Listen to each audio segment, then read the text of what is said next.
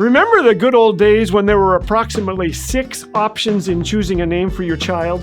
You chose from a short list of single-syllable monikers approved by the Federal Name Police, an organization founded because folk singers were experimenting with banned substances and naming their children things like Star and Apple and Moon Zappa. I'm not making any of this up.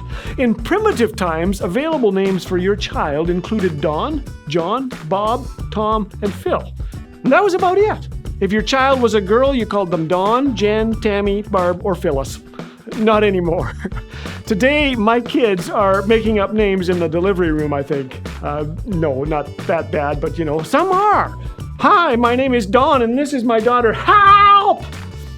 Each of the following is an honest-to-goodness registered name. I kid you not. Abishag Lettuce, Peaches Honey Blossom, Reebok, Adidas, and Superman. In Britain, there are 6 Gandalfs, 36 Arsenals, and almost 2,000 boys named Tiger. Here are some more.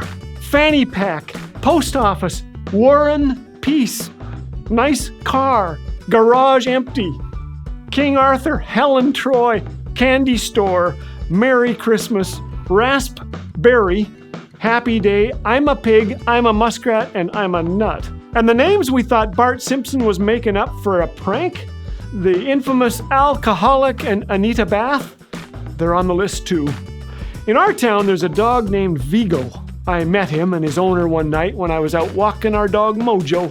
The dogs liked each other immediately and engaged in dog-type behavior while Vigo's owner and I talked. I named the dog after the movie star Viggo Mortensen, she told me. And then she laughed and said, I wonder what Vigo would think of having a wiener dog with his namesake. Though the dogs won't be suing us anytime soon, children are. Children are. A growing list of lawsuits has been launched against parents citing something called name abuse. So here are 3 suggestions on naming your children. Are you ready? Number 1, avoid names that will draw curious crowds and media exposure, spawn websites, or cause ripples of laughter in classrooms and gymnasiums.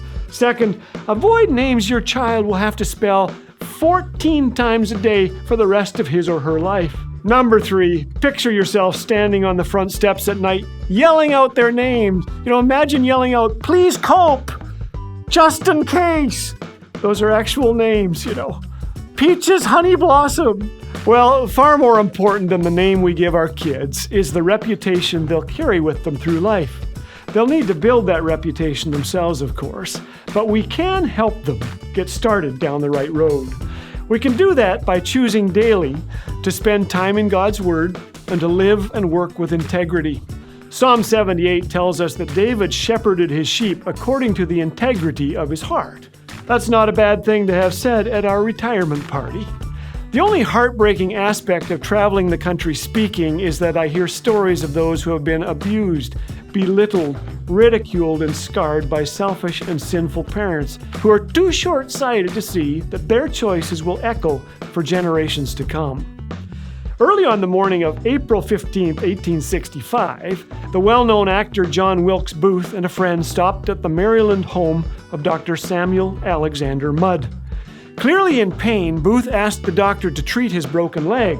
So began a long-lasting controversy as to whether or not Dr. Mudd knew that Booth had assassinated President Abraham Lincoln, and the doctor had failed to surrender him to military authorities. In 1997, a U.S. congressman introduced the Samuel Mudd Relief Act, hoping to exonerate the doctor. But, guilty or not, even today, when we speak of someone with a bad name, we say what? His name is Mudd. That's where it came from. Proverbs 22:1 tells us that a good name is to be chosen over great riches, that being held in high esteem is better than silver or gold. So if you're watching and your name is Gandalf Abishag Lettuce Blossom III, it doesn't matter. It really doesn't. And it doesn't matter if people can spell your name or not, but it matters very much how you live from here on out. It matters very much what your name brings to mind.